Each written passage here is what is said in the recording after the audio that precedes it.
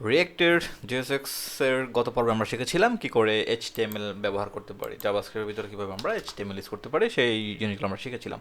তাই না? HTML এর মধ্যে আমরা এখানে কিনেছিলাম একটা h1 ট্যাগ নিয়েছিলাম। আমরা একটা h1 ট্যাগ নিয়ে আমি লিখেছিলাম হ্যালো ডেভেলপার।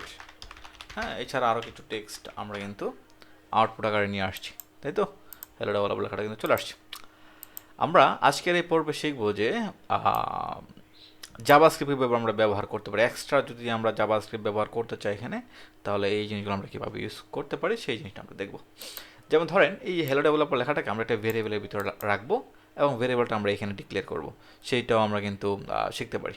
কেমন কীভাবে করবো এটা? এটা করার জন্য আমি যেটা করতে পারি সেটা হচ্ছে, খেয়াল করে দেখেন, আমি লিখবো এখানে const কনস্ট কনস্ট। হ্যাঁ, আমরা এখানে কনস্ট লিখলাম, লিখে আমি একটা ভেরিয়েবল নিলাম, যেমন ধরেন নিলাম 1 নামে একটা ভেরিয়েবল নিলাম, ডাবল কোটেশন দিলাম, ডাবল কোটেশন দিয়ে এই হ্যালো ডেভেলপার জিনিসটাকে আমি এখানে নিয়ে আসলাম।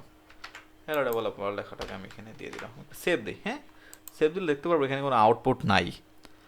এখন যেহেতু আমরা ভেরিয়েবলের ভিতরে নিয়েছি, তাই ভেরিয়েবলটাকে ডিক্লেয়ার করতে হবে কোথায়? এখানে ভেরিয়েবলটাকে ডিক্লেয়ার করতে হবে। এই ভেরিয়েবলটাকে ডিক্লেয়ার করার জন্য আমাকে যেটা করতে হবে, একটা সেকেন্ড ব্র্যাকেট নিতে হবে। সেকেন্ড ব্র্যাকেটের ভিতরে ভেরিয়েবলটা লিখে দিতে হবে, 1 নামে যে ভেরিয়েবলটা আছে সেটা আমরা এখানে লিখে দিলাম। জাস্ট রিফ্রেশ করলাম, সেভ দিলাম, দেখেন হ্যালো ডেভেলপার লেখাটা কিন্তু চলে আসছে। এভাবে যদি আমরা আমাদের আরও ভেরিয়েবল প্রয়োজন পড়ে, যেমন ধরেন আমি নিলাম টু নিলাম, এখানে দিলাম হ্যালো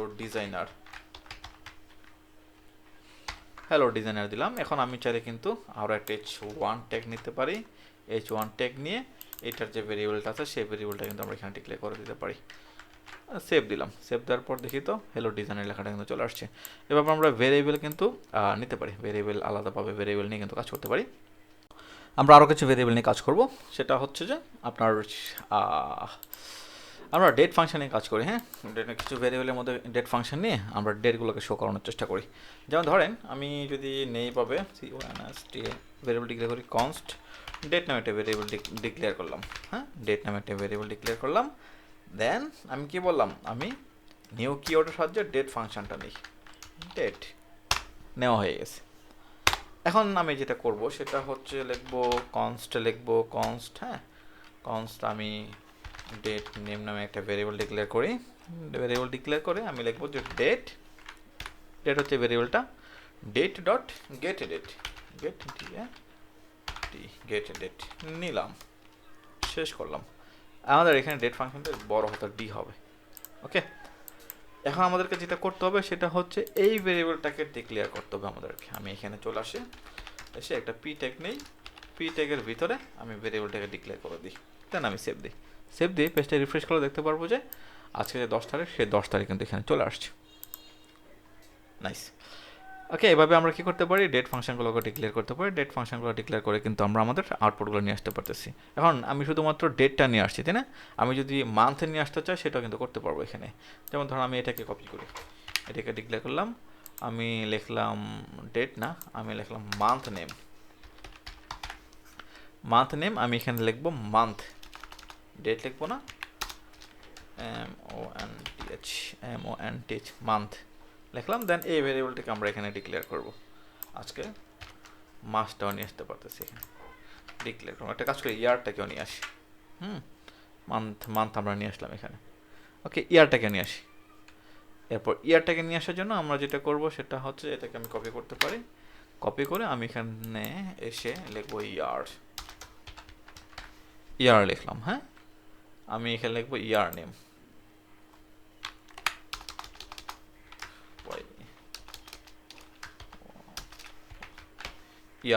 এখন এই ভেরিয়েবলটাকে ডিক্লেয়ার করতে হবে আমাদেরকে এখানে। আজকে যে ইয়ার সেই ইয়ারটা এখানে কিন্তু শো হবে। সেভ দিলাম, আমি কিন্তু ইয়ারটাকে নিয়ে আসতে পারছি। দেখেন, ও সরি, কোথায় যেন একটা মিস্টেক হয়ে গেছে আমাদের। গেট ফুল ইয়ার মানে পুরো ইয়ারটা নিয়ে আসবে। বানান মনে হয় কোথায় একটা মিস্টেক হয়েছে। গেট